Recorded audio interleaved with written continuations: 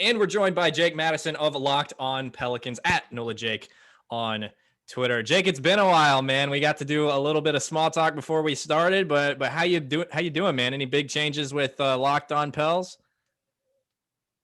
No big changes. Still there 5 days a week. Always happy to hop on with you and chop it up, talk some hoops, talk some Pelicans. It's going to be a fun second half of the year, I think. Yeah, for sure. If there's any podcast to listen to stay updated, he does do it 5 days a week. This man works hard.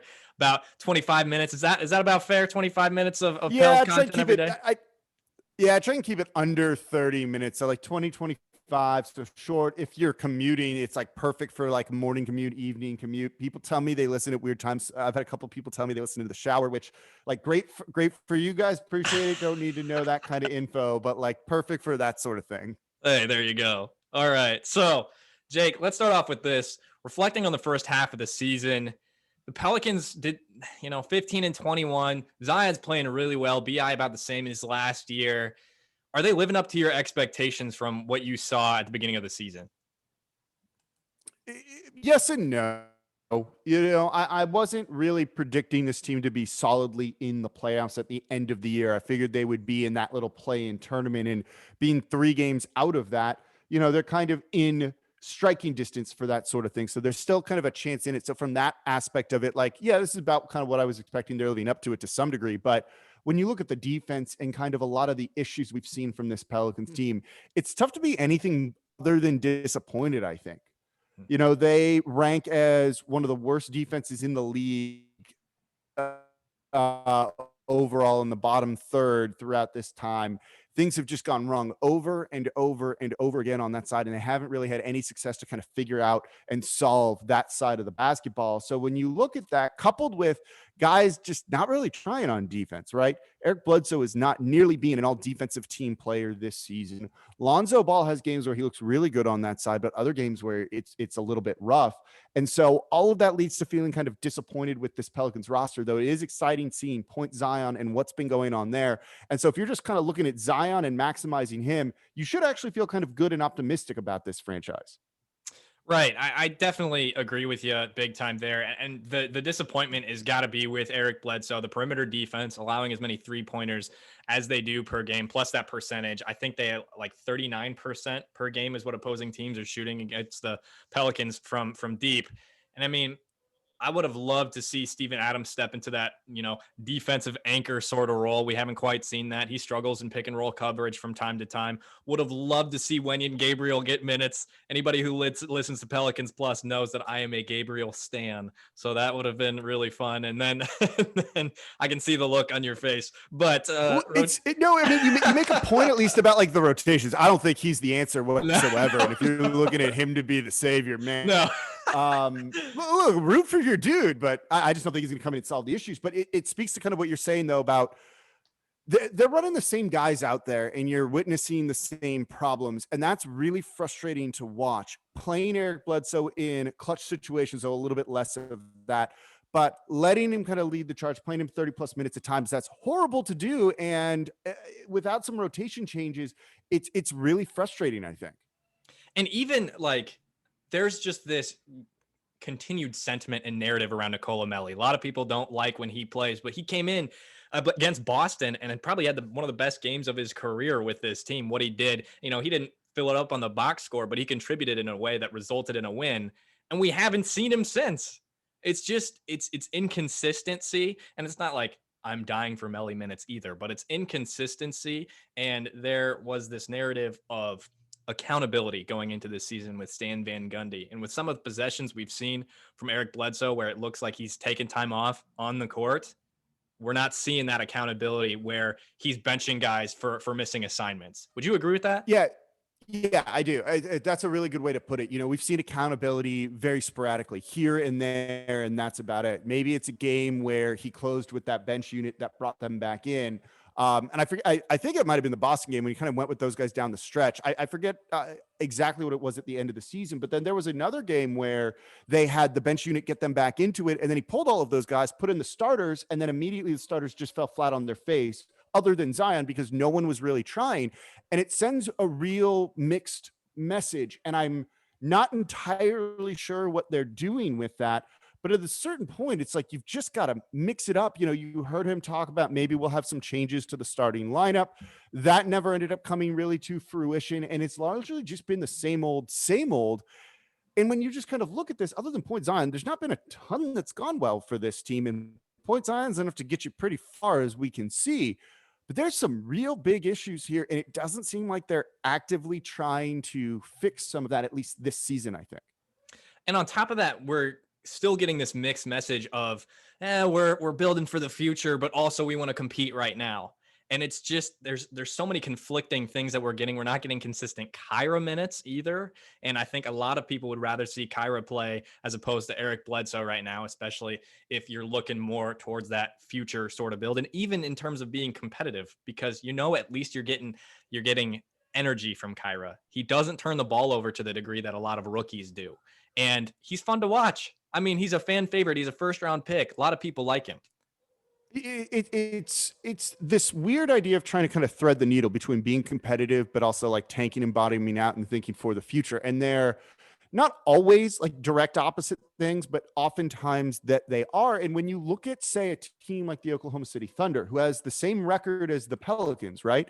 They are kind of going with a full-on youth movement and playing their young guys really heavy minutes. And you know what? They're competitive enough. They have the same record as the Pels, and they're 3 games out of that 10th spot. And they're not trying to do this, but because those guys are young, they're hungry. They go out there and they fight and they play with energy, something that we've seen guys maybe in some sort of complacent roles not really do at times. And you're seeing the effect it has on New Orleans. They should have a much better record based on what they're trying to do, the roster that they have, than the Oklahoma City Thunder, who's doing the opposite, but they don't. And that probably speaks to what those young guys are actually capable of doing. We heard David Griffin speak on ESPN radio recently, right before the All-Star break, and say, we're not just going to go with the full-on youth movement and bench guys because we want them to value those minutes and all of that stuff. I railed against this idea. The guys that, like Kyra Lewis Jr., using him as an example, his play's been better than Eric Bledsoe's, both offensively and defensively, I think. At that point, is that not him earning those minutes and outplaying someone else when he's been given that chance? So I don't get really what this team's kind of doing. And look, I don't expect pure transparency from any organization. They're not going to give you that. What's David Griffin going to say in the media? Oh, no, we're trying to win, right? Like, that's what you've got to sell to fans. But it's also on fans a little bit to kind of realize that maybe that's kind of smoke and mirrors. But I don't know. The whole situation's been a little bit weird with some of the rotation, and trying to really get like a read on what this team is doing is not easy this season. Jake, it's not even Sunday, but you're preaching. That was really good. That was really good. I'm right there with you. And I think the collective Pelicans fan base is right there with you too. It's just confusing. That's the bottom line for this first half of the season, is confusing.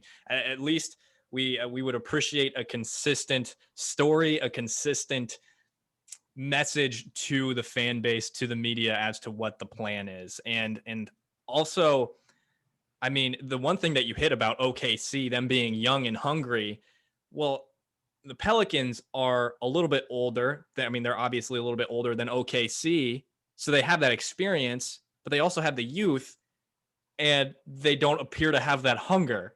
There's just that missing energy. They don't have that guy. I know we talked about that this offseason. We talked about going out and get a quote, asshole for this team, going out and getting Marcus Smart, Marcus Morris, and this team don't have a guy to stand up and clap on the bench when they're down 20. They don't have a guy that says, hey, let's get going. What's the deal right now? And as much as you want to put that weight on Zion and Brandon Ingram, they're still young. They still got to figure out some of the communicative stuff. They got to figure out some of the IQ basketball stuff, and they got to get better defensively too.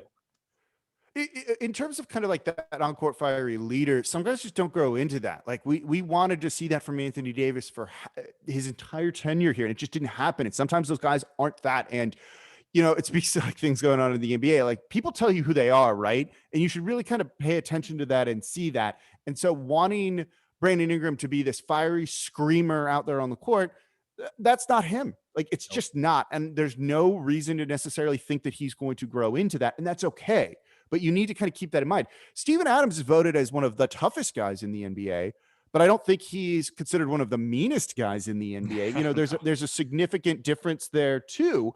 And also, you mentioned hoping he'd be the defensive anchor. Like, he was never that in OKC. He's a very good rebounder and kind of filled in a lot of the dirty work role. But having him to be that rim protector, a la like Rudy Gobert, or someone like, that's not what he does. And so some of the we could debate that decision of the extension and trade for him to death, I think, on some of the stuff. But it speaks to them trying to do almost too much. It's like jack of all trades, master of none type of thing. But like right now, the jack of all trades isn't even really a good idea and working out too. So you're kind of in a lose-lose situation. And while like this year isn't a wash or like a disaster, because it's not, it could have gone better, I think, so far. And at the end of the year, we might be looking back and being like, man, like what if, even in a rebuilding year? And that, I think, is a little bit disappointing because, look, it's Zion's technically second year in the league, but there to some degree is a bit of a clock ticking to kind of figure this out and start to get things right,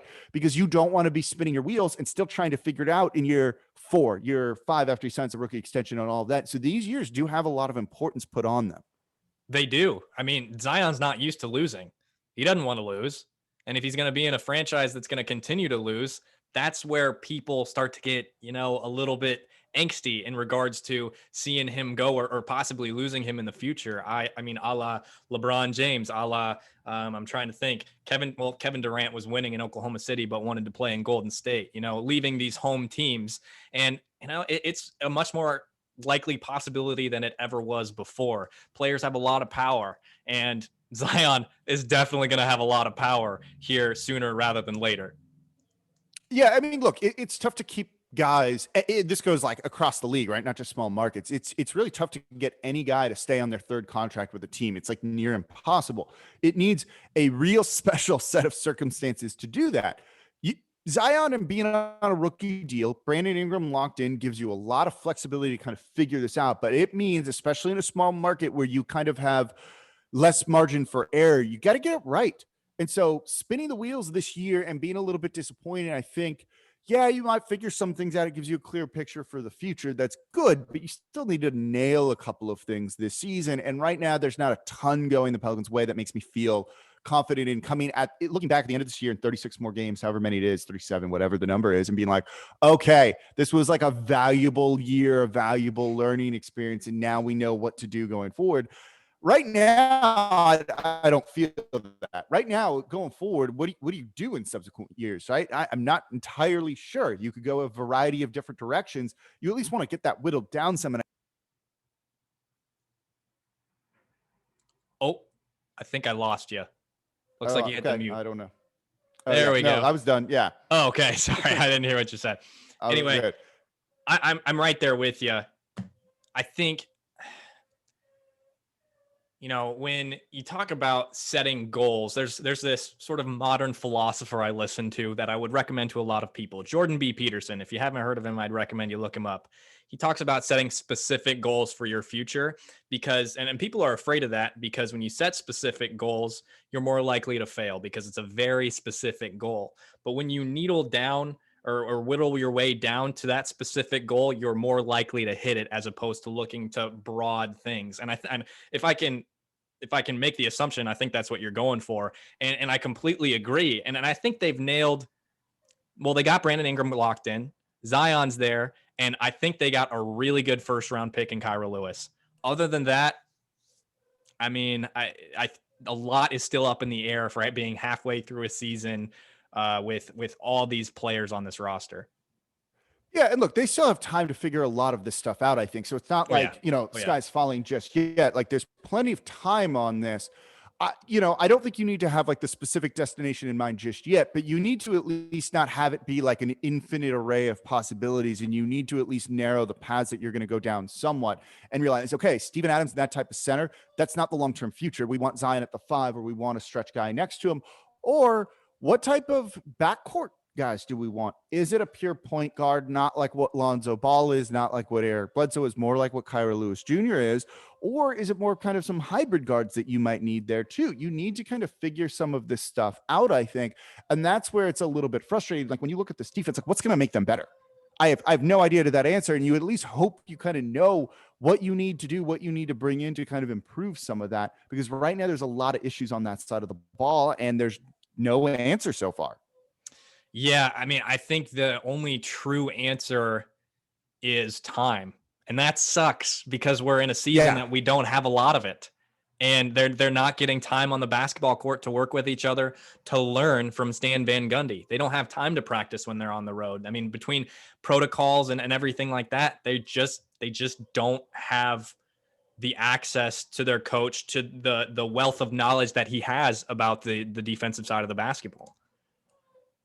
Somewhat. I mean, look, they can be in meetings and they can watch film with him all they want. That's one of Sure. the the good things about some of this. But it's that practice time on the court and kind of just working with your teammates is a big problem, and you're trying to figure this all out on the fly in this season, which is not easy. The other thing is, with COVID protocols and with people being kind of stuck in their rooms a lot, you don't have time to hang out with your teammates, to develop team chemistry. You're not playing cards on a plane. You're not in a hotel room all hanging out or going out to dinner, and that hurts a lot of this. And so turning over the roster as much as they did this season, particularly with the starters at times, it can impact the effect on the court.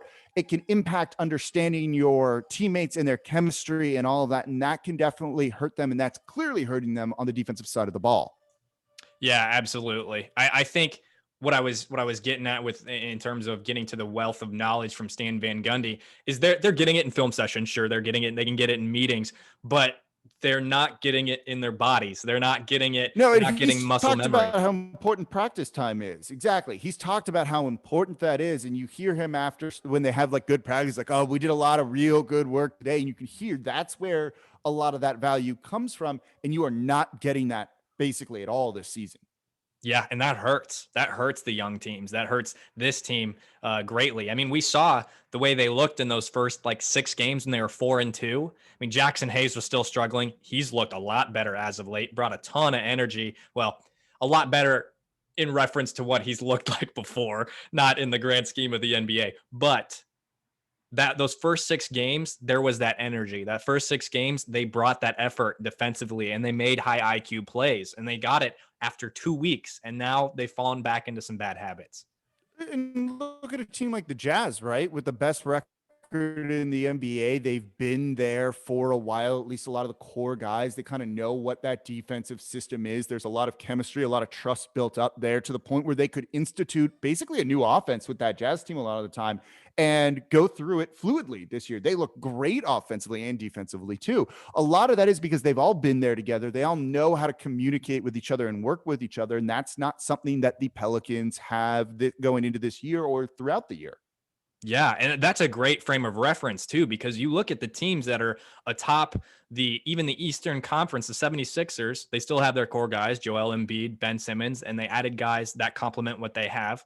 The Nets, they just brought in 3 stars, so you base it off talent. The Bucks brought back damn near everybody, Giannis, Chris Middleton, they're important guys, Drew Holiday, who's an awesome talent. We know that. And then there's the Jazz. Like you said, the Suns obviously figured out a lot of things. They got a lot better between the regular season and the bubble, obviously going 8-0. And then you add Chris Paul to that. So these teams that have had continuity, that bring a lot of their guys back, they're just continuing the ball rolling, right? Yeah. And that we kind of knew that going into the season, right? That the Pelicans would have somewhat of a disadvantage because of a new coach, new scheme, both offensively and defensively, very new style of play on both sides of the ball. That was always going to hurt them. You'd like to have seen some more improvement, particularly defensively, over the course of the year than we've seen. That's a little bit disappointing. But when you kind of put the context around things like, yeah, what we're seeing here isn't like a huge surprise, right? There's a reason I had them as 9th or 10th in the Western Conference. Also, the West is pretty stacked. That doesn't help things either. So all of this is just kind of like just not a great season for New Orleans somewhat. Yeah. Yeah. There's a lot of things going into it, and it would have been tough in a normal season, but Yeah. it's just amplified by everything that's going on, schedules, protocols, everything like that. So now that we are transitioning into the second half of the season, we look at the remaining schedule in this 2-week stretch starting on March 14th. I don't have the schedule in front of me, but I know it starts with the Clippers and it doesn't get any easier after that. I'm pulling it up as we speak, but they play the Timberwolves tomorrow night at 7 p.m. in the Smoothie King Center. Now, as we're looking at this game, I mean, they lost to the G League version of the Timberwolves, however long that was ago. One of the ugliest games I've seen from this team in a long time. I mean, if they look sluggish, missing energy, guys aren't clicking. I realize this is their first game in about a week, but I mean, it's past the time that this team should make a move, right? Would you agree with that? As in make a trade?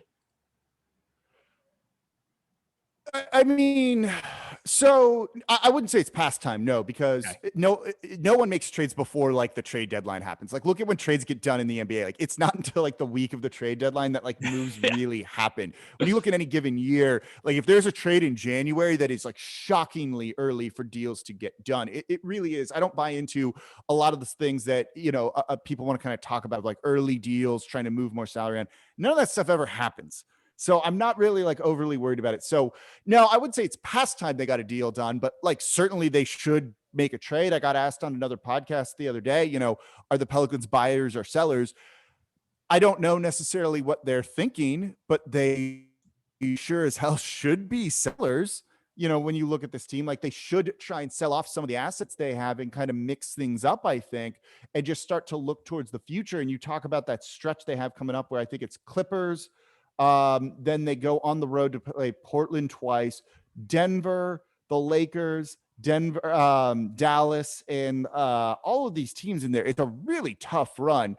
You go kind of like 0-6 in that stretch. At that point, you're probably out of even the play-in tournament. And maybe that's when they start kind of the youth movement that we've been hoping to see. So I think we should kind of get some clarity on what this team's direction is the rest of the season, probably during that stretch or so. And so once we kind of do that, it puts them right up around the trade deadline, which is going to be here kind of before we know it and is in the middle of all of this. And I think that's where they'll probably try and make a move, more thinking about future assets or trying to sell JJ Redick off and get whatever you can back from him, since he's not going to be here next year no matter what. That's where they're going to really have to make a decision on Lonzo Ball, and that's probably like the biggest question hanging out around the team next. So they definitely need to do something, even if it's just to free up minutes to give more of a reason to play a guy like Kira Lewis Jr. Right. So what we're looking at the schedule right now that we were talking about, obviously, like I said, Timberwolves Thursday, Cavaliers on Friday, and then like you said, Clippers, Blazers, Nuggets, Los Angeles Lakers, and after that, the Lakers play the Pels.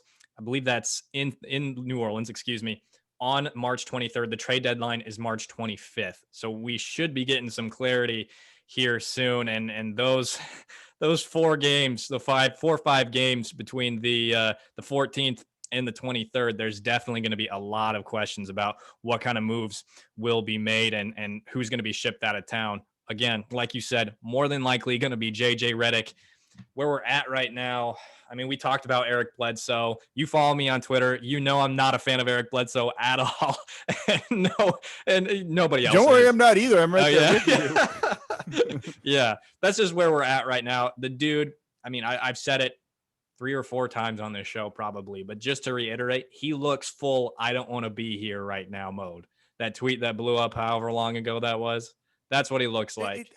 It is. It's weird, right? Like you hate guys that kind of just mentally check out, and he seems like it. Like he's just not trying. He has moments where it's like, okay, he's gonna do. It's like every 5 games, right? He shows up and reminds you how good he can be at times, and that makes it even a little bit more frustrating.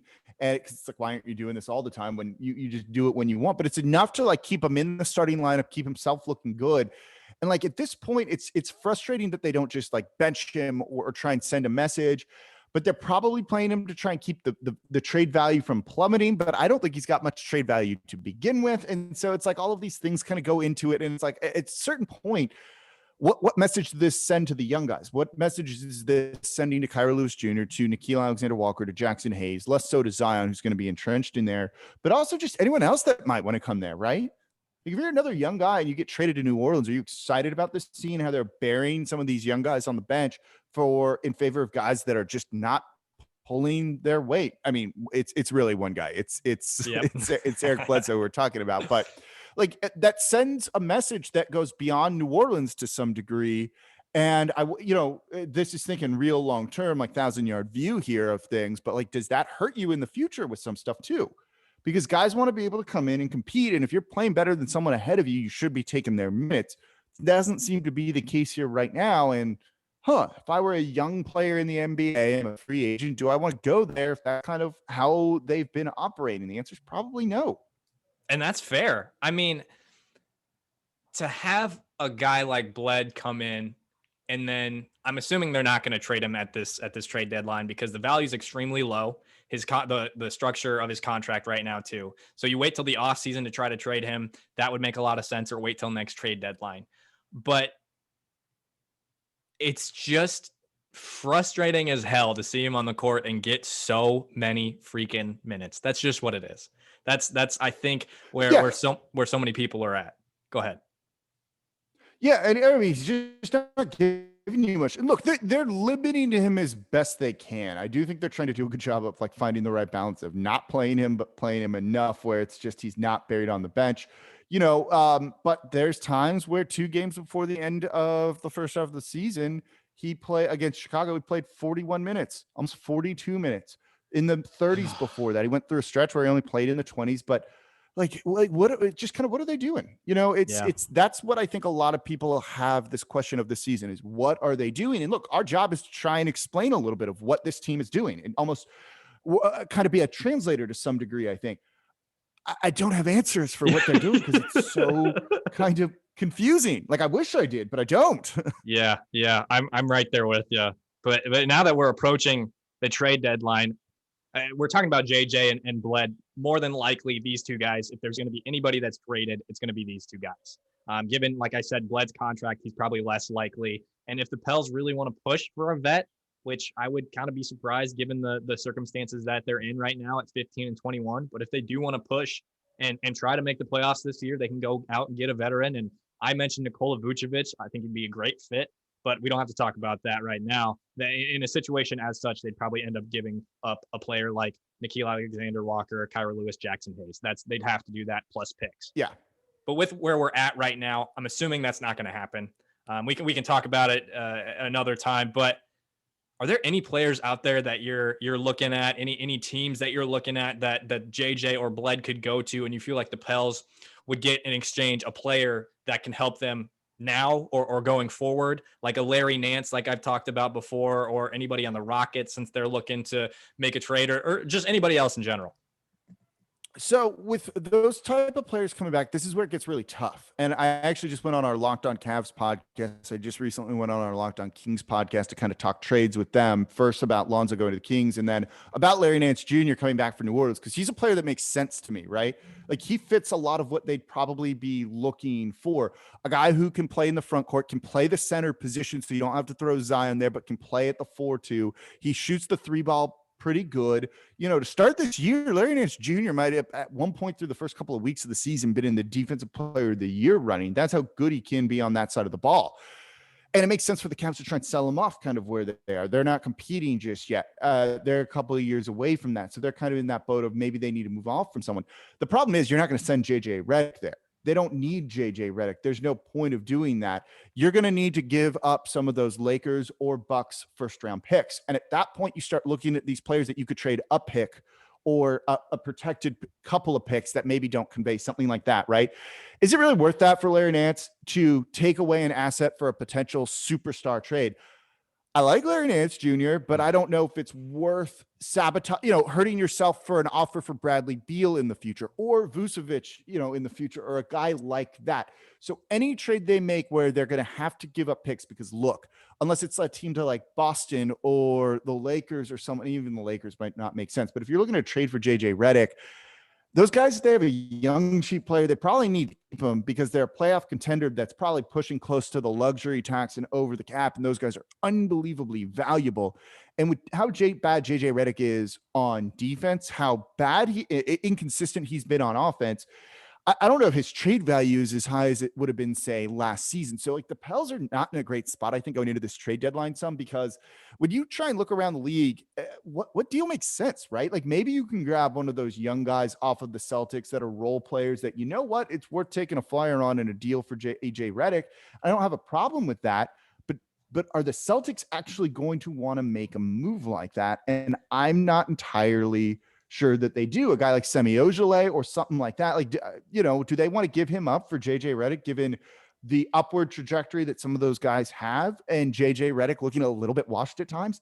I'm not entirely sure. And I think that's what kind of puts New Orleans in a bit of a bind here where maybe you're looking at 2 second-round picks for JJ Redick or something like that, which is a less than ideal return, but it's still better than nothing. And so are you looking to move him into, say, the trade exception that the Celtics have, where they can just absorb his contract, give you some picks, and like call it a deal? And that might be what New Orleans is looking at. But, you know, David Griffin has been able to extract maximum value, I feel, for the 2 big trades that he's pulled off in Anthony Davis and Drew Holiday. So I don't want to rule out something greater than that. But when you kind of look around the league, I'm not willing to give up one of those first round picks for some of these kind of like marginal guys that are nice to have ancillary role players, sure. But you're holding on to this war chest of assets to go quantity over quality in a swing for a star. If you don't think you can swing that star trade, yeah, move these picks for guys like Larry Nance Jr., who's actually going to help you when you start to assemble more of a team. But I don't think they're at that point of making a deal like that just yet. That seems a little too short-sighted, and that's one thing I hope New Orleans doesn't fall into the trap of. Right. And I'm right there with you. You know, the one trade that I put together that I think can make sense to get Larry Nance Jr. is, and I'm going to adjust it a little bit here. I mean, you know, I think giving up, no, it's tough to get Larry Nance. I think if you give up JJ and a second, and it has to be a 3-team deal, because, you know, I don't think that they're going to need, they'll need to move, and then they need to move on from JJ Redick really quickly and try and like flip him for compensation, right? Exactly. So what I was thinking was sort of a Larry Nance Jr., Josh Richardson, JJ Redick sort of trade that sends JJ to Dallas so he can complement what Luka does. They need more 3-point shooting, and Josh Richardson helps with defense in Cleveland. He's another wing, and then they get off Larry Nance Jr., who's another big and can help the Pelicans. I think that sort of trade is something that makes sense. I included some picks in there, and I don't know, I would probably redact a first round pick. The thing that makes me a little bit more comfortable sending a first round pick for a player like Larry Nance is that he's in a little bit longer of a contract, and it's a really team friendly contract. His deal is amazing. Exactly. Right? Like it's basically 11 million this year, and it declines every year. So that is just a like sweetheart of a deal that he's on. And I wonder if that also means they might not move him. Also, they like kind of love him there too, right? Like I think there's a lot of fan attachment to him with the family history there too, what he's doing in the community, which makes it hard to move. But he's certainly a guy that I actually don't hate the deal you just said. It's tough to figure out trades. It's like really tough to put together realistic trades where like both team is a winner, partially because we come in with like a Pelican slant on this, I think. And like most of the deals that I get sent by people on Twitter are, I don't want to be rude to anyone, but they're awful at times. And I'm just like, there's no way the other team would say yes to this. Like the Pels would do this deal in a minute. But, you know, when I've seen like Lonzo Ball for John Collins, it's like one of them is a really good basketball player, I think, who's had some issues. One of them is not in Lonzo Ball. Like there's no way that the Hawks say yes to a trade like that. And so I see a lot of stuff like that. That one you said makes some sense to me. So good job on coming up with something that like actually isn't having me just be like, no, what the hell are you doing? Right. Thank you. You know, and the thing about putting out trades on Twitter too, I've had these articles that I mentioned to you get put out, and somebody's going to hate it. Somebody's going to think you're an idiot. So you might as well just put it out there and deal with it. But another trade that I've been doing this for 10 years and I get called an idiot almost daily. It's no big deal. So, and especially with the Rockets trade that I put out today, a lot of it, and I mean, it was, I knew it was going to be a little bit more Pelican slanted just because of the expiring contracts that the Rockets have right now. I'm sure you saw the report too, and I'd love to talk about potential Rockets trades with you if you'd like to. Sure. The thing about the 2 players that I really see the Pels possibly making a move for, if you just look at it at its face value, I mean, I think it'd be cool if they brought in Oladipo for this half a season. But the issue is, what do they give up to get him? Because giving up a first round pick for half a season, ugh. I had a Rockets guy get back to me on that, and I'm just like, I'm not going to do that. I'm not going to make that deal, because if you get Oladipo and he stays, then it's worth it, and he stays healthy too, and he contributes to winning, and he fits well, then it's worth it. But taking that shot and giving up one of your picks and the bevy of picks that they hold just doesn't make sense to me. I said, I'm wondering what you're going to think. This is a very Pelicans friendly deal. I said Eric Bledsoe, Cleveland 2022 second round pick, and Washington second round pick 2021 for Victor Oladipo. So what do you think?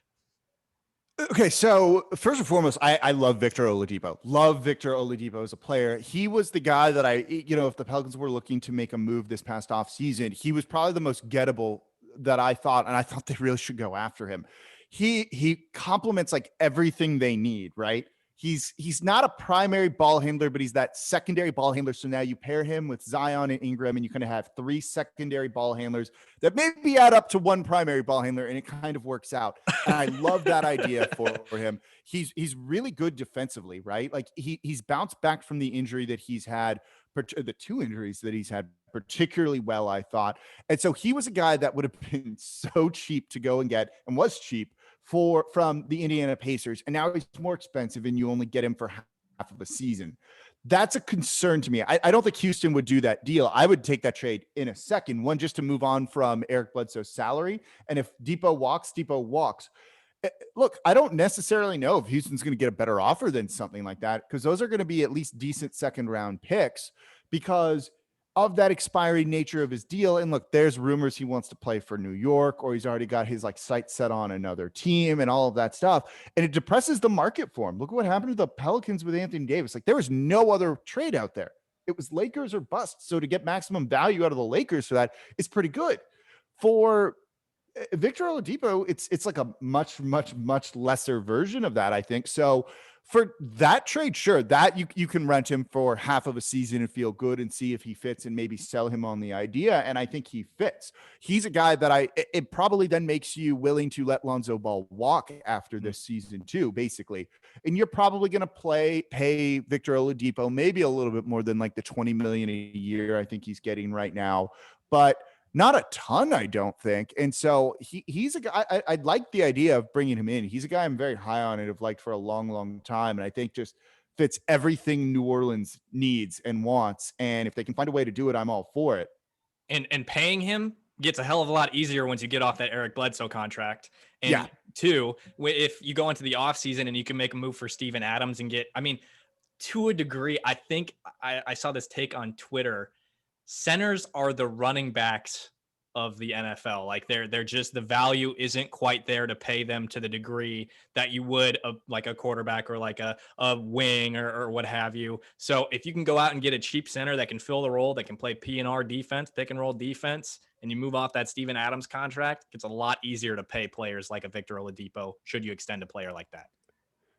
I'm with you. I do question. I understand the logic behind the Steven Adams deal. Like I really, truly do. It's still at the same time, it's like, should they have done this? The thing it's kind of interesting because I think there's probably about 10 teams or so in the league that could use some center depth. Off the top of my head, Bulls could use some, Blazers could use some, Raptors, definitely the Heat need something there. The Celtics even do, probably the Suns too. There's a lot of teams that need center depth, right? And could use a guy like Steven Adams or someone like that. The problem is they don't want to pay Steven Adams the $18+ million, and it makes a deal tough to get done because there's value to be had for the right cheap enough center. It's just not the guy that New Orleans has, I think, because of that contract extension they gave him. But at the same point, what were you supposed to do? So there's also that. It's just a weird spot to kind of be in with him. I think they could move him for a team that is super duper desperate, that could really see Adams fitting what they're doing. Just the price tag is what I think is going to end up hurting that and scaring a lot of teams off. I like your Bulls suggestion a lot. 1, because they have a lot of expiring contracts on their roster, and 2, you reunite him with Billy Donovan. That's perfect. Yeah, I mean, look, there's a lot of teams that could use some center help. It's the thing is like they don't want to overpay for centers, so there's not like a ton of like cheap good centers out there. Like even a guy like Billy Hernangomez, who I like, who's I think due to the poor play from Jackson Hayes probably looks better to us than he like actually is. But like a guy like that can get you pretty far, I think, in the NBA right now. And he's making like vet minimum money basically. And so you can get by with a dude at like $5, $6, $7 million, not 18. And so that's kind of like that range where, oh man, if you have a center who's above average and makes $8 million, you can probably get a haul for that dude, I think, in the NBA to some degree. The problem is just they don't have that here in New Orleans. There's not a ton of those around the NBA. But Yeah. it's interesting because there's value for centers, but is there value for Steven Adams? And I'm not entirely sure that there is. I mean, off the top of my head, Dwight Howard got a vet minimum contract this offseason. And I think you bring him in for what he does, and then also the amount that he's getting paid, and that value is phenomenal in that center role for a team like the Pelicans. So no, I agree. So to continue on this article, the other player that at least jumps off the page to me, a lot of people immediately think of in a trade scenario with the Rockets, is a PJ Tucker. I don't know what you would be giving up for him because he is 35. He's also in an expiring deal. He's only making $7 million, I think. And I said Nicolo Melli and Wenyen Gabriel. Maybe you could throw in a second round pick there, but you get Melli to fill a roster spot, and he's cheap and he's a shooting big. And Wenyen Gabriel for the potential that he is. He's on a very cheap deal. I loved the signing of Wenyen for his potential. Obviously, he hasn't gotten a lot of minutes because of that injury, because of lack of practice time. But what do you think of that deal? Do you like going out and getting PJ Tucker? So if Houston says yes to this, you pull the trigger on that in a second. Like that's a no-brainer to me to try and do. I don't know if Houston would do something like that. Sure. And like they should try and move on from PJ Tucker. But yeah, he makes a ton of sense. Like those are the type of guys that I love. The problem is it doesn't make a ton of sense to me to give up a lot of assets for those guys. But I'm not really high on Nicolo Melli, like Wenyen Gabriel's, whatever. You're not doing that in a deal like that. So like, go for it. But if it's like, oh, we want a protected first round pick for it, like not a damn chance. The age there is an issue too. It doesn't really line up with the timeline. If he's only here for a limited time, like how much does the team like learn from a guy like that, or how much does he actually contribute? But if you think you can re-sign him for cheaply going forward, like that dude's going to have value for 2 more years before you probably start to see a real sharp decline. But again, positional versatility in the front court, to the wing, I think a little bit too. So it makes a lot of sense. So like, yeah, if Houston says yes to a deal, like cool, let's fax the paperwork into the league as quick as possible. What do you think? Is there any more that you'd be willing to give up for a PJ Tucker, or that you think would have the Rockets more inclined to go get him? Because I felt like I was shortchanging it a little bit, but it did make sense for an expiring deal for a 35-year-old vet. Yeah, no, I mean, so that's kind of the thing, right? Like, I don't think he's got a ton of value around the league.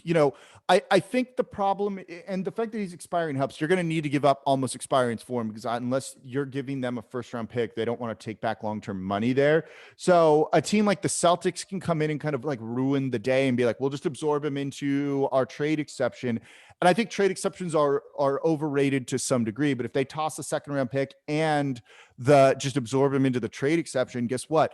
The Houston Rockets don't have to pay anyone for the second half of the season and save some money for Tillman Fertitta, who's been kind of cheap. So you can kind of get outbid in that sense, unless you're tossing in a first round pick and really, really making it worthwhile for Houston. All right. There you go. So now that we've talked a little bit about the Houston Rockets, who we know, are on the trade market, looking to ship out guys, quote, burn the house down, according to one rival scout. Is there any player that is, likely to be traded? We talked about Larry Nance. We talked about these Rockets players. Any guys that you see out on the market, or that could potentially be on the market, either off the top of your head or looking on the internet, that is like, I want to go get that guy. I think it'd be worth it. I don't think the Pels have to give up much in the situation that they're currently in. So honestly, no. I just don't see the Pelicans bringing guys in and more like sending them out. I know it's like not exciting. I'm going to talk about this on my show for tomorrow's episode. I'm wondering if this is going to be a more muted trade deadline than we thought it might be. With how things kind of have gone this season, like it's just kind of weird to try and figure things out. Like, I don't think there's a ton of teams that really want to be sellers, and there's many more buyers out there, which probably means the Pelicans could get outbid on certain things. But the other bigger issue is, and you said it's a guy you get for cheap, right? Like, you don't want to potentially screw up a deal in the future for a guy like Zach LaVine, Bradley Beal, just to kind of use names that are out there right now. You don't want to to screw up and hurt a trade offer for a massively impactful player in the future because you went out and you got Larry Nance Jr. this season. And I think that keeps this kind of quiet for New Orleans. So like that, I just don't see them being very active at the trade deadline other than trying to send guys out. I know that's like not fun and that doesn't like make headlines and like get listens, but that's how like I honestly kind of see it playing out right now. And that's fair. You got to be realistic right now. I mean, everybody is making mock trades. Literally everybody Well, right it's around trade now. season, and look, like that drives traffic. Let's be perfectly honest here. Right. It's kind of fun. Like it's fun to do. The trade machine is like really exciting to hit that button and see if the salaries work out and how many wins you add for a team. Like, don't get me wrong. It's just I kind of look at this and it's like I can't for the life of me really figure out what makes a ton of sense for New Orleans right now. The only way I see them making any sort of splash, and if they do make a splash, it's going to be for a role player like a Larry Nance or like a Kelly Oubre somehow if they work that out in a deal with the Warriors. But the only way I see that happening is if they get involved in a 3-4 team trade with JJ Redick, where he ends up in New York or with a contender. Yeah, so to me, like 3-team deals that's impossible to try and figure out, right? Or you can come up with like one-on-one trades that make some sense, but when you start to get like 3 or 4 teams involved, that's where it gets really, really hard to try and figure things out, and that's where it's like I just kind of shrug. We can have some fun and do it, but it's almost impossible to kind of come up with like those things. And I'd love to see if there have been people who've like accurately predicted 3 or 4 team deals out there, because those guys should probably be working in like a front office if that's the case. But you're right. Like that's how deals get done. It's not those one-on-one trades. It's more complicated things that kind of come out of nowhere and like surprise us. That's what always happens this time of year. Exactly. So with that said, I have got a 3-team deal in my Larry Nance Jr. article and a 4-team deal in the Rockets article. I'm going to leave you hanging. I want you to go check it out and let me know what you think. But I that was really fun to put together. Once you finally get the green check on a 4-team deal, nothing is more satisfying. It's like Tetris, right? Like trying to put all the pieces in place and make it work. And I always laugh when I say like people do it because then you need to add a little bit more salary from one team to make it work, and then that throws it off with another team, so you've got to add more salary to them, and all of a sudden it's like 21 players are getting traded between 3 teams. And I always laugh and I'm like, I know exactly how you got to that point, because you're trying to like build this up and you can't really subtract people from deals. So as we look forward, more than likely not going to see a whole lot of action around the trade deadline based on what we're thinking here. But if it does happen, that'd be awesome. Be fun to have you back on to talk whatever happens if there's any sort of situation like that. I'm going to leave you with one question, Jake. We talked about it at the top. We're both a little skeptical. Do the Pelicans make the play-in or the playoffs in your eyes? And if they do, how do they make it happen? It's so I don't think so. Like I kind of look at this team and I wonder what's really going to change. And look, I've been surprised by them before, but I saw them kind of on the outside looking in to start the year, maybe getting into the play-in tournament. But the way they were going to always get in, right, into the playoffs in general was they were going to peak later in the season. This was always a team that was going to take some time to get together for the reasons we talked about: the lack of an offseason, new head coach, new defense, new offense. You kind of slowly ramp up on something like that. I haven't seen enough to think that they're actually ramping up and slowly but surely improving, particularly defensively. Like I just don't see them doing that right now. But if they can do that, and maybe they tend to crush it the last 2 weeks of the regular season, because that's really like, this is going to go by very, very fast, right? We're something like 70 days until the NBA playoffs. So, right around 2 months or so. It's going to be the last 2 weeks of the season when they really start to put it together and make a run. If they're within striking distance and the defense starts to slowly but surely improve over the next month, I could buy in and see them getting in. And that's where they become scary, because then they're starting to fire on all cylinders right at the end. And they've kind of started to really click. And if this team does start to click, they can be good. Like we've seen that the offense can be really, really good. And the offense has been good. And if the defense starts to figure it out, this defense, with how good the offense can be, only needs to be adequate enough. They don't need to be an elite defense. It's kind of like the Brooklyn Nets, right? The Nets offense is so good that if they are just not horrifically bad on defense, that's a really, really scary team. They could just be like mediocre, and that Nets team is good. It's kind of similar for the Pelicans, to be perfectly honest. So they don't need to jump from like last to first. They just need to kind of get into the middle of the pack. I'm a little skeptical they're going to get there, barring some massive changes or mindset changes from players. And I don't see that happening, but that's how they get in.